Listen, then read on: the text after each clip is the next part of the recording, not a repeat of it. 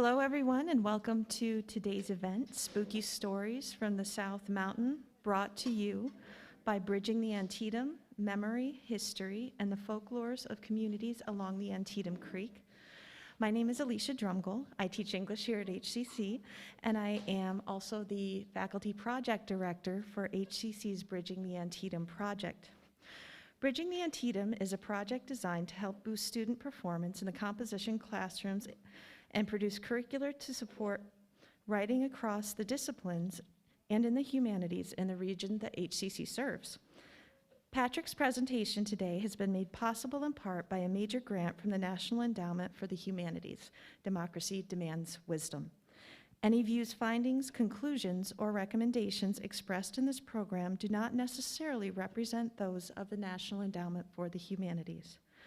Patrick Boyton is the author of Snallygaster, The Lost Legend of Frederick County, Beware the Snallygaster, and a novel about the legendary Dwayyo, which will be published next year. He lives with his family in Wolfsville, Maryland. Please join me in welcoming Patrick Boyton.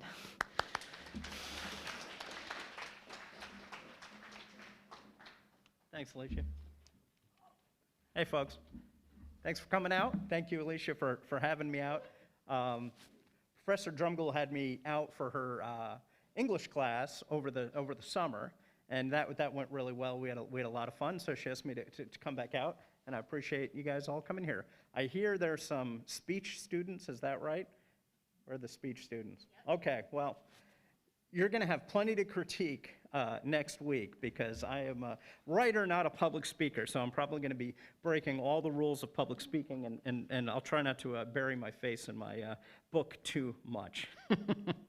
But knowing that, I got a little bit nervous. So who here has heard of the Snallygaster? Does anybody grow up in this area, is familiar with it? Okay, so we could do a little Q&A afterwards. You guys have some questions. And I'd be happy to answer any questions. So you may already, know the stuff that's covered in the book. But for those of you that are unfamiliar with Snallygaster, we'll kind of jump right into it.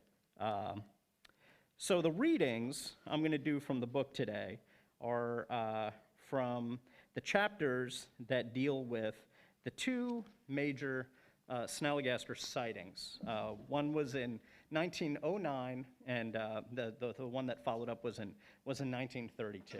So we'll just go ahead and jump right into it, and we'll start from there. All right. Let me just get here. Okay. During the 19th century, residents of Frederick County, Maryland, shared tales of the Snallygaster, a mysterious creature that lives deep in the caves of South Mountain. Stories of a winged beastie that swooped down from the sky to steal chickens and children from unsuspecting townsfolk had been passed down from generation to generation. And over the course of many years, the legend was woven into the fabric of our region's weird and wonderful folklore. So I'll just jump in right away, and so you guys don't get totally turned off that it's not just Frederick County centric. It's also Washington County. But when I wrote the book, most of the research I had done was in the Frederick County area. But Snallygaster, definitely from this region. So Frederick County, Washington County. And on February 12, 1909, Snallygaster leapt from local lore to front page news. As reported in the Middletown Valley Register, a man by the name of Bill Gifferson was walking along a country road when a flying monster suddenly dove down upon him. The creature carried its hapless catch to the top of a high hill and proceeded to pierce the victim's jugular vein with its needle-like beak, slowly sucking his blood while gently fanning the man with a set of enormous wings. After finishing its blood feast, the beast tossed Gifferson's drained, lifeless body down the hillside and disappeared into the night sky. So that is, the first reported Snallygaster attack that was in the papers, 1909. In addition to its wings and beak, the creature was described as having 4 legs armed with claws like steel hooks, a single eye in the center of its forehead. And if the monster's appearance wasn't terrifying enough, it emitted a screech that sounded like a locomotive whistle. And as word spread of Gifferson's slaughter, the winged demon was next spotted near Hagerstown. George Jacobs was out hunting when he saw a strange animal with large flapping wings pass overhead. He thoughtlessly took aim and fired at the creature, but the shot rattled from its tough hide as if he had shot an iron plate. Suddenly, the tables were turned, and the hunter became the prey. The enraged beast whirled around and chased the terrified gamesman through woods and across a field, its razor-sharp beak snapping hungrily at the nape of the man's neck. Jacobs made a narrow escape by dodging into a stable and slamming the door behind him. The following night, Mrs. Augustus Ruthroff of Williamsport was on her way home when she was confronted by the beast. Her characterization of the would-be attacker contradicted that of previous eyewitnesses. Instead of having talon-like claws, Mrs. Ruthroff claimed that the mystery monster had hooves. Also, it appeared to have a long, thick tail, like that of a mythical dragon. And despite her paralyzing fear, Mrs. Ruthroff fled and made it home safely. Whether or not the creature followed the poor woman, we'll never know, for she was too afraid to look back. Perhaps its belly was still full from poor old Gifferson's vital fluid. Reports from local papers started flying in that the beast had crossed the Potomac into Shepherdstown, West Virginia. The Shepherdstown Valley Register claimed that the demon was spotted perched atop the craggy cliffs about a half a mile above town. The Hagerstown Mail reported that the fiend was seen on the railroad bridge at Shepherdstown the previous Monday night. The engineer of number 83 described it as having an elastic neck and a very long, sharp beak. Let's see, another eyewitness, whom the Middletown Valley Register identifies only as a gentleman from the southern part of the valley, claimed that the baddie had laid an egg somewhere in the mountains between Gaplin and Burkittsville, although its exact location was unknown. Reportedly, the egg was nearly as large as a barrel and covered with a tough parchment-like shell of yellowish color. Let's see. On February 11th, John Baker of Frederick was driving by Lover's Leap, a jagged cliff located on the top of Wills Mountain, overlooking the Narrows at Cumberland, Maryland, when he saw the Snallygaster flying about 50 feet from the ground. The monster, which the driver described to be about the size of a large horse, nearly frightened the man to death. The February 12, 1909 edition of the Middletown Valley Register followed with a reassuring note. Apparently, the government planned on sending a troop of soldiers armed with a Gatling gun to kill the feared Snalgaster. Scientists at the Smithsonian Institution wanted to capture it alive, of course. The Register added that President Theodore Roosevelt himself was so anxious to see the monster that he considered postponing a trip to Africa until its capture. So, jump in on that a little bit. This was right at the end of President Roosevelt's term. He had already served 2 terms, so he was finished, and Taft had been elected. He was the incoming president. But Roosevelt was still sort of a larger-than-life personality, and the media loved to write about him, even though he was on his way out of the White House. He was planning a big safari in Africa. He was a big game hunter. And so there was a lot of talk at the time in the media. There was a lot of interest in this trip that he was going to take. And he was over there for several months. I believe he took one of his sons with him.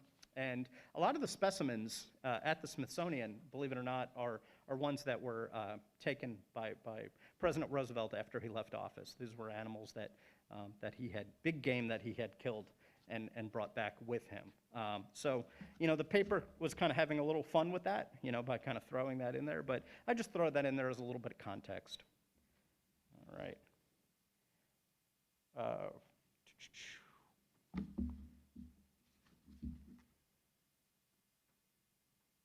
right. A gentleman from Hansonville telephoned the Middletown Valley Register to say that the Snallygaster had flown over his community at 6 o'clock on an evening in February.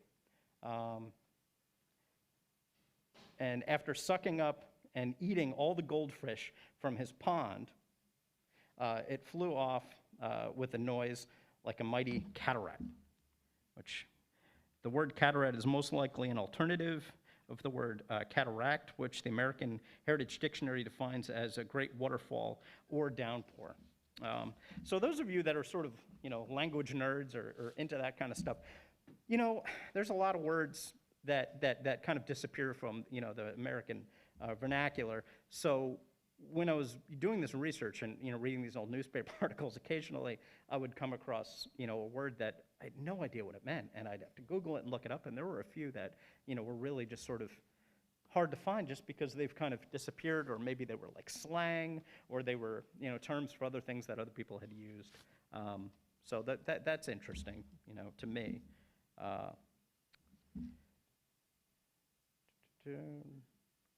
Mr. William H. Moore of Yellow Spring, West Virginia, phoned the register asking for help securing some Snallygaster eggs for hatching.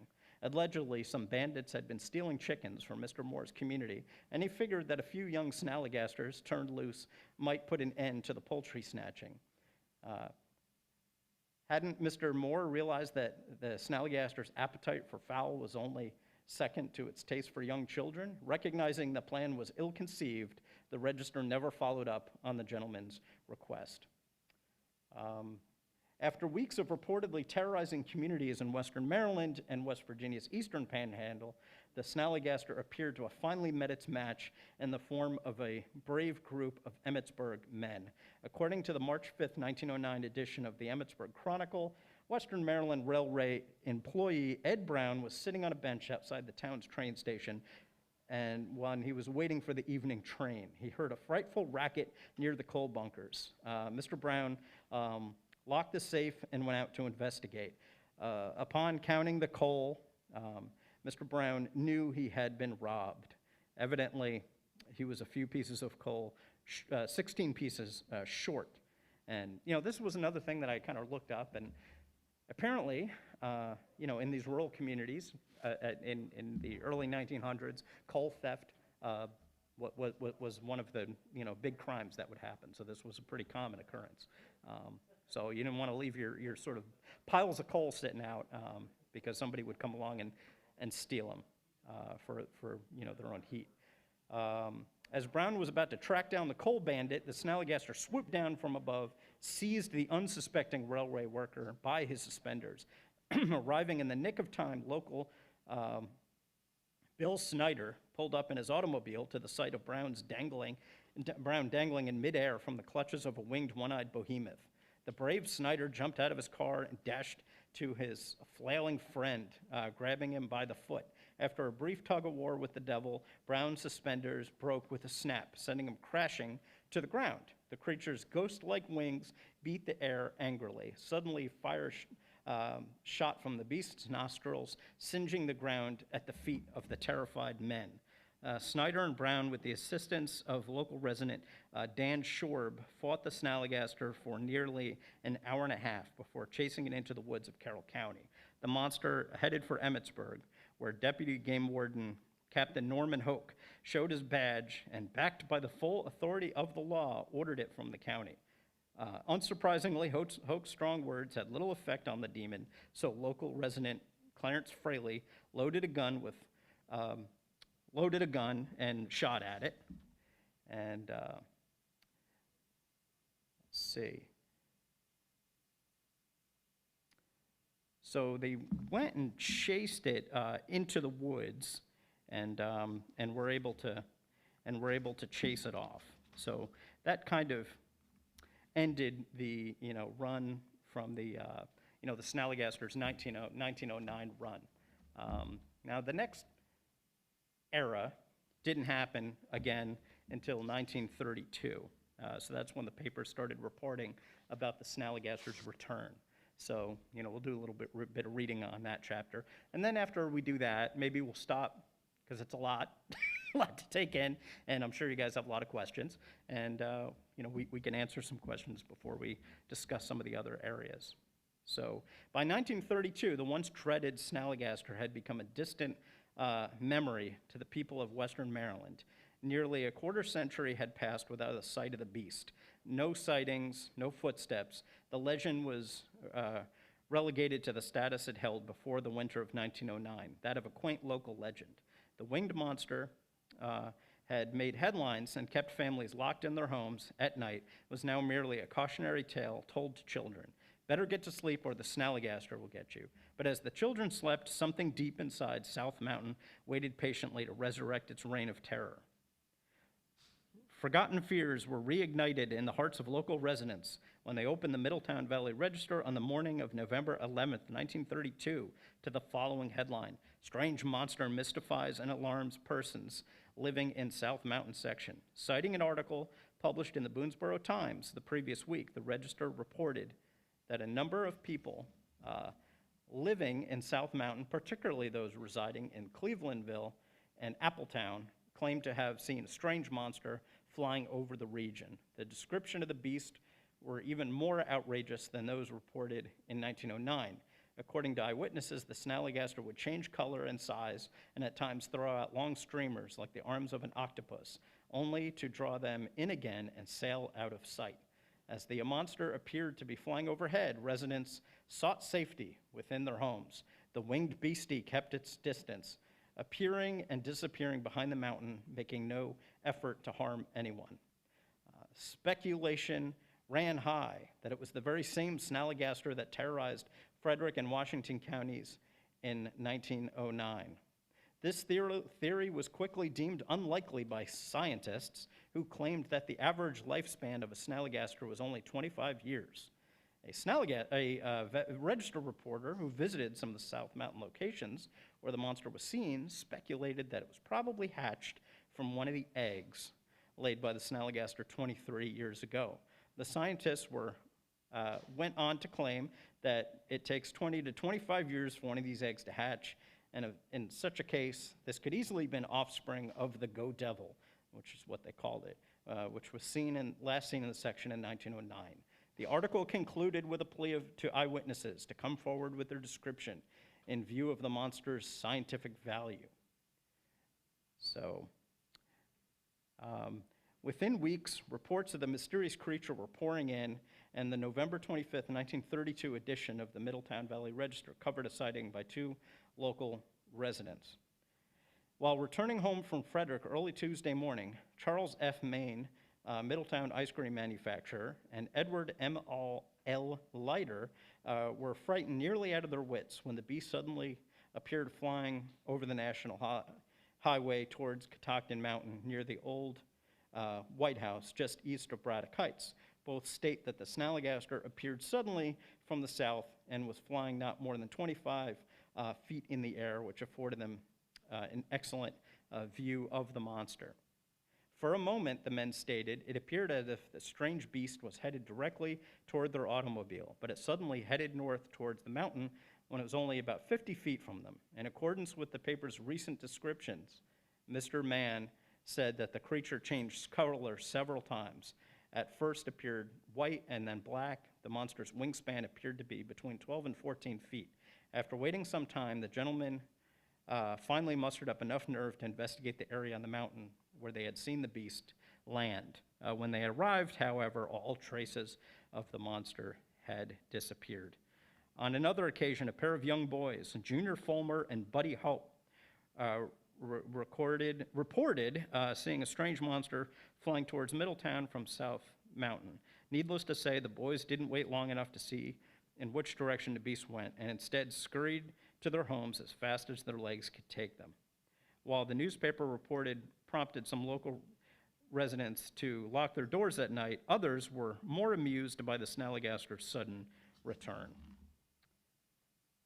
I'd say there was a woman that wrote a letter to the editor November 28th, and she said, this wonderful story of the Snallygaster, which is being printed in the Register, is truly interesting. I assure you, and looking at it from all angles, we find it very humorous as well. Should this monster ever be captured, we hope that this will print its picture in the Register. I derive a lot of pleasure in clipping the news from the paper and sending it to my friends, instead of condemning our good editor for publishing the story in the Register. Come on, Charles F. Main and Edward Leiter, and give us more about the monster. I, for one subscriber, enjoy reading it. So there were other people that were writing letters to the editor saying, why are you publishing this nonsense? And then she's writing and saying, this is a lot of fun. So it's kind of like, 1932's version of like social media where, they go back and forth and, some people think it's just fun and great and other people, are all upset about it for whatever reason. So on December 12th, 1932, the Snallygaster enjoyed a brief bit of national attention over the airways, as reported in the Frederick News. Over a coast-to-coast radio hookup came details of a weird monster of Middletown Valley, supplied by Lowell Thomas in his regular news talk at 6:45 o'clock from New York City. Mr. Thomas devoted about 5 to 6 minutes of his 15-minute news summary to describe the antics of the strange creature, which was the talk of the county just a week or so ago. Thousands of radio listeners from Boston to Seattle heard how the Snalgaster supposedly swooped into Middletown Valley, frightening several people nearly out of their wits. Mr. Thomas quoted from the story as it appeared in the news and referred to other newspapers that carried the strange tale. Local residents breathed a collective sigh of relief as they read in the Middletown Valley Register on the morning of December 12th, the front page headline announced the death of the Snalgaster. Allegedly, it was attracted to the Frog Hollow section of Washington County by fumes arising from a 2,500-gallon vat of moonshine. And just as the beast flew over the vat, it was overcome by the fumes and fell directly into the steaming hot mash, becoming completely submerged. The 5 moonshiners attending the illicit still fled the state before they could witness the monster's demise. George Danforth, in charge of the Hagerstown Prohibition Office, accompanied by Agent Charles Couchois, arrived at the scene after receiving a tip about the moonshine plant, only to find it abandoned. As they approached the still bubbling vat, the men made a grisly discovery. The mash had eaten away all of the monster's skin, leaving behind only the skeletal remains of the once mighty Snalgaster. This rapid corrosion was attributed to the large amount of lye which had been placed in the mash.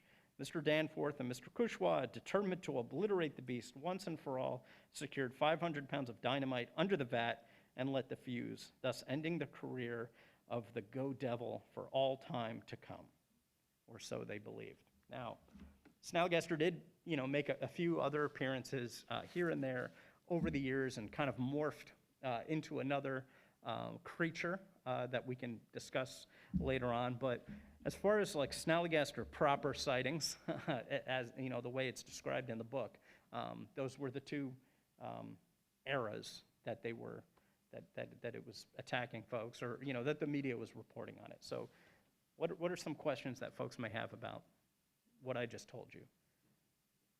Does anybody believe it? Okay, that's good. All right, we got some of them. It's funny because, when you had me come out here this week, I didn't realize it at the time until yesterday. But this week is National Media Literacy Week.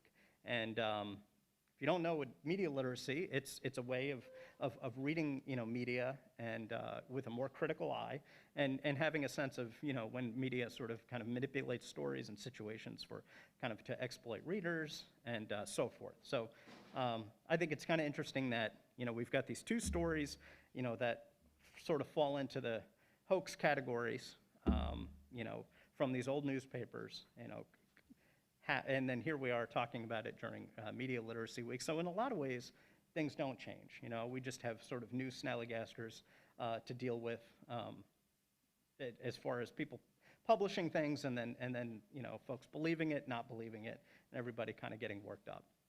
So that's that. Well, so where do these stories come from? Well, that's interesting. One of the questions I get, especially when I read to younger folks, like, younger than you guys, kids, right? Grade school kids, they always go, is it real? They hear the story, and then you don't want to sort of be the bearer of bad news or kind of crush their dreams. You're like, I don't know, what do you think? And that's usually what I would say, what do you think? And then someone would say, yeah, I want to believe it's real. And I think for a lot of people that is true, right? They enjoy these stories and they kind of want to believe them. But it's probably a hoax developed by these newspapers. Now, there's different ways to look at it. When I first started researching this, I thought, well,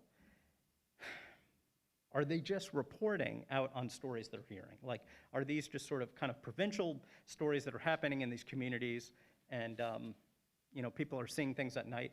I mean, I still live in an area in Wolfville, Maryland, which is, if you go, it's toward Frederick, if you guys aren't familiar with the area. But it's pretty remote. We're up there on the mountain, and there's no streetlights, and it's dark, right? So imagine what it was like in 1909 and 1932.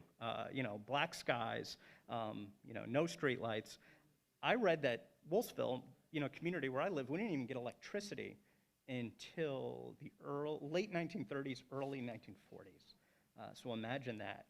Imagine sort of living in these communities, before electricity, and you're walking home from your friend's farm up the road, and at night, and you're going to sort of see and hear things. So there's an idea that these stories sort of just developed organically as folklore, and then the newspapers just sort of exploited that and commented on it. The other theory is that those stories did exist, but not as a Snallygaster per se, and that these newspaper publishers in 1909 manufactured the story itself as a way to generate readership, and there were also maybe some kind of political motivations behind it, which we can kind of get into. So the big topic of the day in 1909 was, and this is one of the things that I sort of handle in one of the later chapters, one of the big topics was voter suppression, and I know that comes up now as well. But there was the Democratic Party and the Republican Party in the county at the time, and the Democratic Party was trying to push for an amendment to restrict voting rights for African Americans. And the newspaper, which was on the opposite political side, would publish these editorials sort of dogging the Democrats for wanting to pass this this bill and get this passed of voter suppression. So they would make up these stories about how the Snallygaster was going after Democrats and African American Democrats and all this other stuff. And when I first started reading this, I thought, ooh, what does this have to do with the Snallygaster? It was not something I expected to kind of run across in researching a local legend. But it was pretty unavoidable because, reading the sort of the language of the time, I realized, that this was a big subtext, to the story. So that was the big story in 1909 was voter suppression. And I can't tell if they were just trying to be satirical, by writing these stories, by generating this sort of monster to scare voters, or to make a commentary on, the opposing, political side. It's really kind of hard to tell.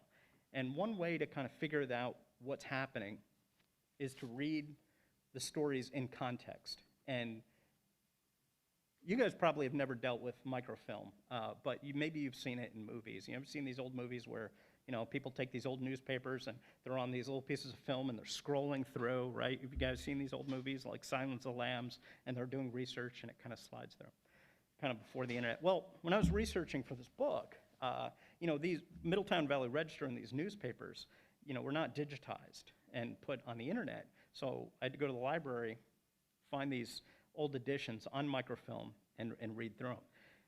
Now, a benefit of that is context, right? So if I'm reading an article about the Snallygaster, right next to it on the newspaper, because the microfilm just captures the whole paper like a photocopy, I'm reading all the other articles that are in the periphery. So I'm like, oh, well, they're also writing about voter suppression. They're also writing all these editorials where there's all kinds of conflict, politically, and strife that's going on in the community. Now, if I had come across these articles on, Google or something, and they had been transcribed, I wouldn't have that context at all. I wouldn't see what that story looked like in relation to other stories of its day. So there's a real benefit, I think, to looking through old newspapers directly, going right to the source, or looking through something like microfilm if they still have them in your local library here, because you get a real context for for what else is happening in the community, right?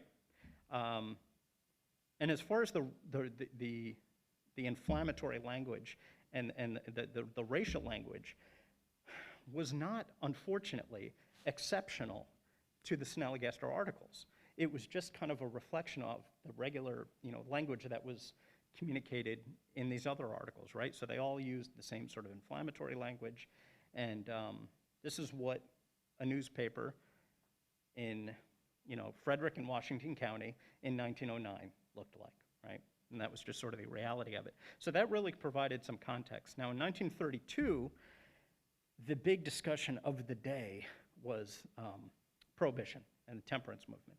Now, like when I grew up reading about Prohibition, I read about it like you guys did, where it was like there was booze, and then there was Prohibition for a period of time, and then it came back, and everybody was happy. And that's true, but I think what people don't realize without the context is that was the biggest story of its time. It was the biggest social issue of its day, and there was a whole enormous movement, temperance movement, promoting that. So this, 1932, this was on the tail end, right before they were going to repeal, Prohibition, and there again, it was just like 1909, 1932. It was on the eve of an election, and they were going to overturn Prohibition. It was pretty much a done deal. It was very unpopular. So everybody knew it was coming. But the folks in this community and the writers, the editors of this newspaper were very much anti-alcohol and pro-temperance movement. So they sort of littered their newspaper with all these editorials and talk about the evils of alcohol. And a lot of these movements were, run by, local women's organizations, and, they were very kind of passionate, and it was a pretty big story at the time. So to place the Snallygaster front and center into the, into the Prohibition thing makes sense, because there again, I'm looking at this microfilm and I'm reading all these peripheral articles, and they're all about Prohibition. They're all about the temperance movement. They're all about alcohol, right? So to have the Snallygaster killed in a vat of moonshine makes complete sense. And it's a context that you're not going to really get if you're just reading the story in isolation and you're not kind of going back. So the take home for me is that the Snallygaster emerges in times of stress and anxiety and and tension. When there's something going on in the community, these things kind of manifest themselves.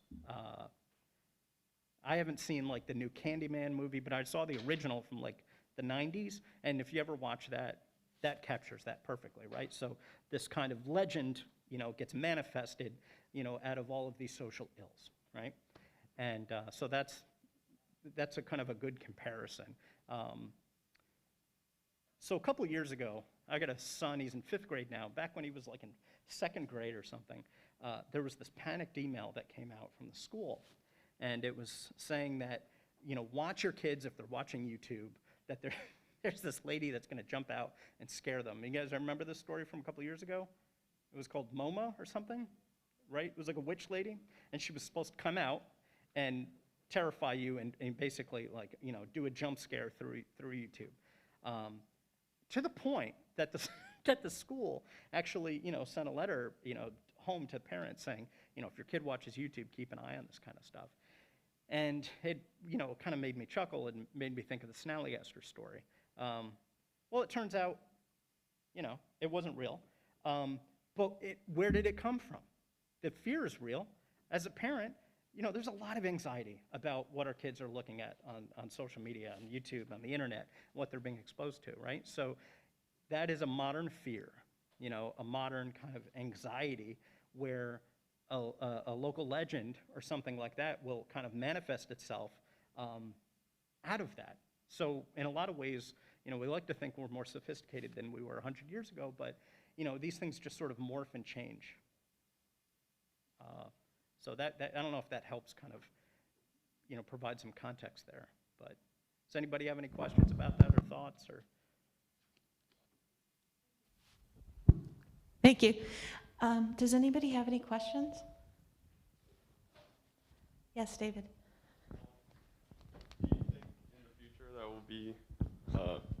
Do you think in the future there will be any more sightings, if any, maybe controversial things pop up, or?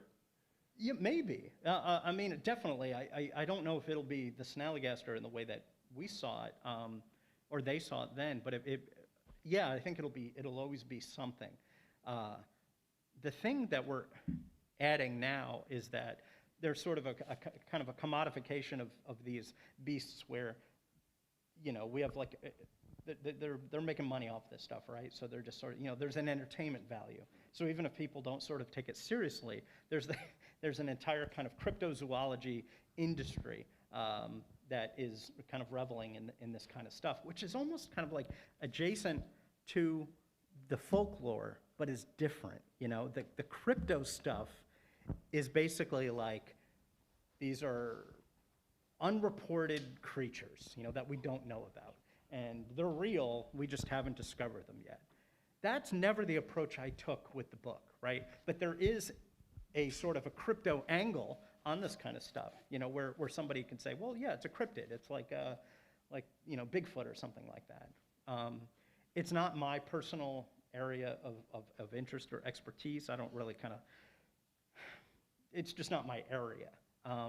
But what I realized is, for a lot of sort of people interested in the Snalgaster, would maybe sort of read the book and go, oh, well, that, I don't know what he's talking about, the politics and stuff. I just wanted to read about, sightings about this Snallygaster. So there's kind of a cryptid interest. So a couple of years ago, I got a phone call from this producer of like one of these Discovery Channel shows, and they were going to do a show on the Snallygaster, and he's asking me all these questions. And I thought, oh, this is really cool. This is great. I'll be like the expert, like in front of some books or something, like, talking about the Snallygaster. And I said, oh, yeah, this will be fun. So he's asking me all these questions, and at the end, he goes, well, have you seen it? And and this is like after talking about like all like the social stuff and, the mythology and folklore, and it was very sort of academic. And then he asked if I've seen it, and I'm like, no, I haven't. And then there's this like long pause, and he's like, oh, okay, well, we'll be in touch. Great, thanks. And, he was totally not interested, right? Like at that point, he wasn't interested in any of this stuff. He wanted somebody that had seen the Snalgaster, that would talk about it and go hunt it in the middle of the night, because those shows are really popular. So a couple, like maybe 6 or 8 months later, a friend called me and said, oh, was it Mountain Monsters, or one of these TV shows did a series on the Snallygaster. It was just, a bunch of guys, I think they shot it in West Virginia, and, they're doing like Snallygaster calls, and, they're walking around at night and going, I think I see it, there it is, shh, let's go get it, and those shows are like super popular and people really like them. But that's not like kind of where I'm coming from, right? So I mention that because there's a whole other kind of contingent, which is the cryptid stuff. And I think cryptid stuff is interesting. I mean, there's species of animals out there that we didn't, that we thought were mythical, and then, we found them. There's some really famous cases of that. So there's no saying that couldn't happen with some of these other creatures that, we think are mythological and are just sort of undiscovered. But a dragon with tentacles coming out of its stomach and one eye, probably not, right? So, just my opinion there. Thank you. We have another question, Patrick. So what would you say is like more on the cryptozoologic side, what would you say is like the most compelling piece of evidence you found for its existence? Nothing. No? Right, no. Just none? No. Yeah. No. I mean, what compels me and what I find interesting would be these sort of links, these kind of social links, and where these stories kind of come from as far as the, political and social ills of the day. But as far as strong evidence or any kind of evidence for it actually existing, I wouldn't say I found anything like that. And maybe that might have been because I wasn't looking for it, right? So if somebody was writing this book and that's what they were motivated by, then they would be out there doing their research as far as looking at footprints and photographs and all that kind of stuff. That's not to say that I'm, by nature a skeptic. I just don't think there's any strong evidence for this in particular.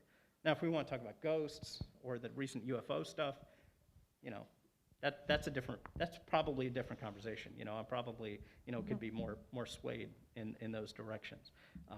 But as far as the Snallygaster, it's and not to sort of make a pun on the book, but it's kind of a chicken or the egg thing, right? Like, was it an organic myth that developed organically that the newspaper exploited, or did they kind of invent the Snalgaster?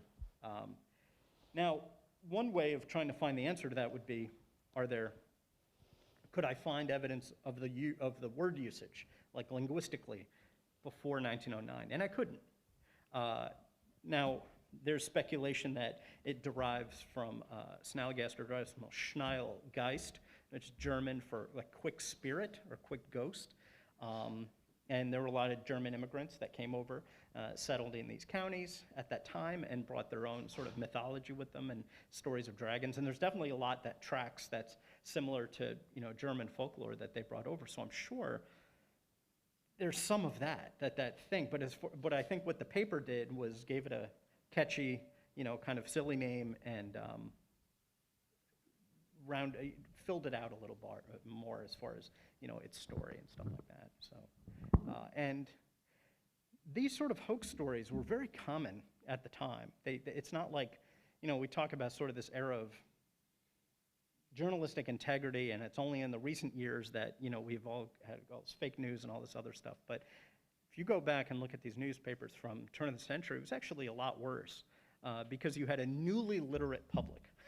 They were newly literate. So, after the Civil War, a much larger percentage of the American public began learning how to read and write, like in a very quick period of time.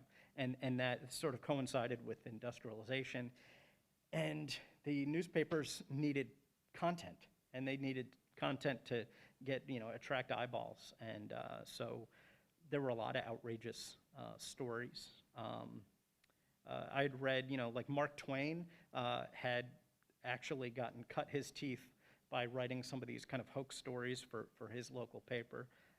So these were very, very common at the time. Even in the 1930s, there was still quite a bit of this, yellow journalism.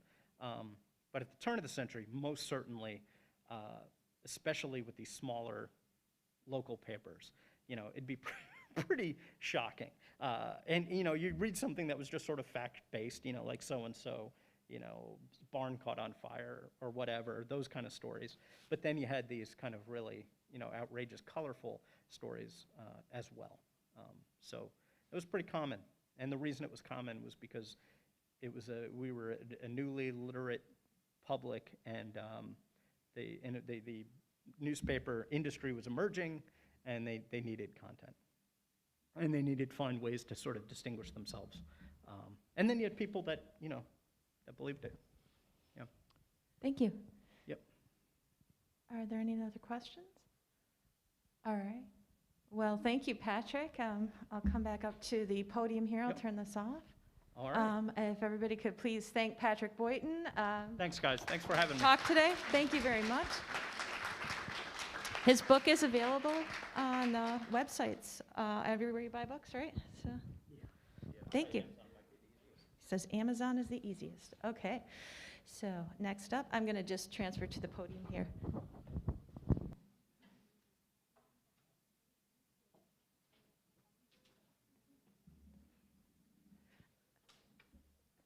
Thank you, everyone, for attending today's event. That wraps up Patrick's part of this event. Next up, we're going to have a reading of entries from HCC's own Hedgeapple Magazine's Halloween writing contest. So I'd like to introduce Professor Miller, so for those of you who know her.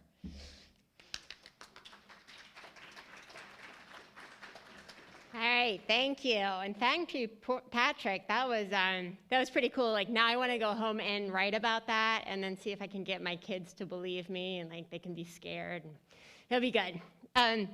So I'm Amanda Miller. I'm the creative writing teacher here at HCC. And my creative writing class and I decided that we would do a Halloween contest. So raise your hand if you're in my creative writing class. They're right back there. And so we got about 20 entries. So today our human communications class is going to be performing them. There's 3 entries. There's 2 poems and then a story. The first poem is called Rushing the Season. It's actually the lighter one of the pieces. But if you listen, you can probably hear some relatable dread that you might have been feeling in the last week. So this is Rushing the Season. It's written by Sarah Henry from Greensburg, Pennsylvania, and it's going to be read by Luis Gadon.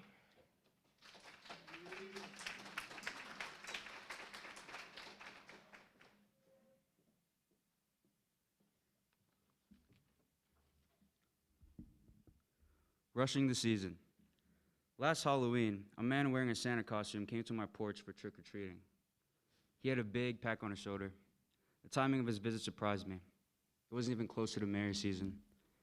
Happy Halloween! I greeted him and offered a bar of dark chocolate. Thanks, he said. He took down the pack and put the treat away. Rummaging, he located something. It was a snow globe with a winter scene. Here's your gift, the Santa explained. He handed over the snow globe. The glass piece must have come from a store where Christmas creep had begun. How nice, I said, then shook the flakes inside. He closed the pack, and I watched him arrange it neatly on his shoulder. Then Santa said, I must hurry on to distribute gifts at homes while calling out, Merry Christmas, Happy New Year. He seemed thrilled by the idea. You're too early, I said, protesting. Not for America, the land of malls. He replied, here, we deck the halls with merchandise all through October. It wasn't even Thanksgiving.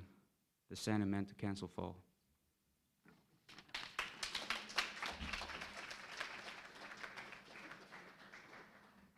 Hey, thanks, Luis.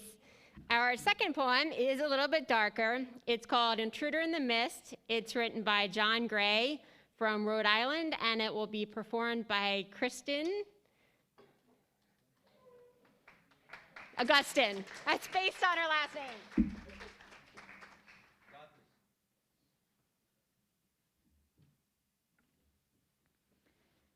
Darkness holds up its mirror. My harsh reflection accentuates how much the parting day conceals. But evening, for all its stone blindness, reveals the true face with a malevolent complexion suspended in ebony, a dire confection of harpy, leech, demon, monster. The grim ordeals of knowing the beast that I really am. It seals my soul for foulness, predation, and infection. Dank air, gathering mist, nothing to reassure potential prey whose unwitting presence completes my nefarious task. My trail interwoven with batwing flicker, spiderweb, and serpent spore, as I haunt the coarse, bedraggled, moonless back streets with evil's night eye and foot part way cloven.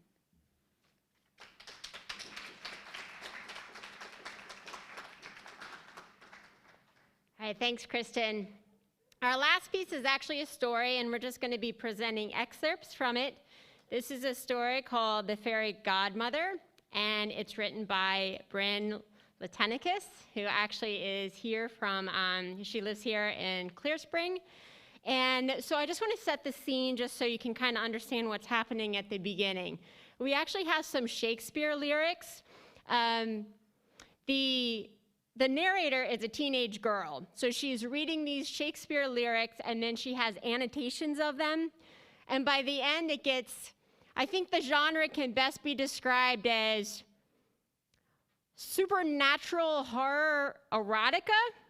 So presenting this is Brooke Salshire and Sean White.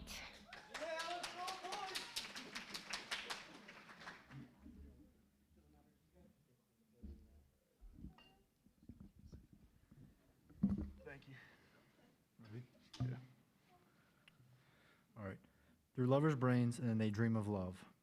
A dream fairy so cool. Our courtiers' knees that dream on courtesies straight. Our lawyers' fingers who straight dream on feasts. Our ladies' lips who straight on kisses dream. Ooh, those dreams too. which off the angry mab with blisters plagues, Wait, what? No, she would sound awesome now.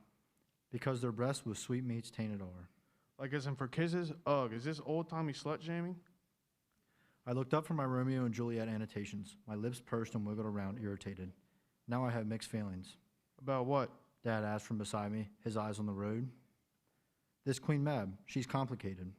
The best characters are complicated. Yes, I know, but she's... I waved my hands around in front of me. My fingers arched and my hands made many claws. She's not what I want her to be, I guess. Now I'm not so sure she'd be a good fairy godmother for a future offspring of mine. Mab would have been such a badass middle name, too. He chuckled. You don't need to worry about that, any of that yet, Miss Freshman. Obviously, I said in my best Snape impersonation, which was a pretty bad impersonation, because now I have to think of a whole new fairy godmother and middle name. You don't even have a partner yet, right? I waved a dismissive hand. Details. I looked back down at my homework packet full of more Shakespeare and a few discussion questions I hadn't gotten around to yet. I could do them after dinner, I decided. I turned on the shower, the spice from the quesadilla I had for dinner still tickling my tongue. A tap on my phone screen started the Girl in Red song, We Fell in Love in October. I was hoping I could manifest that kind of love story beginning before the month ended. I swayed to the gentle tune while the water picked up heat, scorching the sweat off of me. The dried blood around my scrape disappeared under my washcloth. You will be my girl, my girl, my girl. You will be my girl, I whisper sung with the song. Once I finished up, I wrapped my shark towel lightly around my too long hair and put some Indian-style yoga pants on, leaving my upper half bare. I went to open my bedroom door, and I saw a crinkled red leaf wedged in between the bottom of the door and the floor.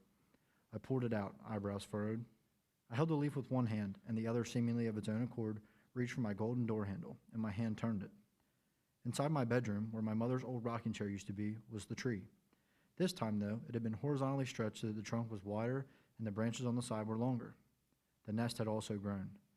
Reality warped, and a thin foot came through the nest, as if it were not made of cobwebs, but rather the substance between worlds. A slender, toned leg slowly formed its way out of nothing through the nest. The leg kept coming and coming. Soon I could see it was too long to be a human, to be right. Another came down beside me. I could see the ends of its dress, made of a cloth so red it was almost more of a hot pink. And then there were hips and a waist out of 1800s political cartoons making fun of women for their usage of corsets. The waist was probably only 14 inches in its circumference. I could not move anything but my eyelids. They had the ability to widen and keep widening until it felt like they were showing the area around my eyeballs under the skin. Breasts that would have been comically large if I wasn't terrified came through next. At their tips that were pointed so sharply, I thought of them capable of cutting flesh. The overripe, overmature nature of its hips and breast gave a sense of ancientness to it, despite the youth radiating around it like a too-thick perfume. Lastly came the head. Its nose was aristocratic in intention, but it was too incorrectly proportioned, as were its giant eyes and 9 microscopic ears. Its red hair was made of waves too long and too wide to be natural. It flowed out from it like a silk cape. Though everything about it screamed monster, I could feel my lips opening, the reaction to a wild sensation. This thing was attractive. My body told me to be both jealous and admiring. A sudden, overwhelming surge of self-consciousness hit me. I was half naked in front of its beauty. My eyes welled with tears, and for the first time in years, I cried in front of another being. No, no, please, I meant to wail at the top of my lungs. It came out as a weak whine. I gained control over my neck, only to shake it back and forth, back and forth. The world was meant to reset, to correct if I did it fast enough. But the thing was still there, and it was closing in. Its lips parted. The voice that came out sounded like what a car-on-car collision would sound like if it were pleasing to the ear. Perhaps Titania would have let you keep your spine, child.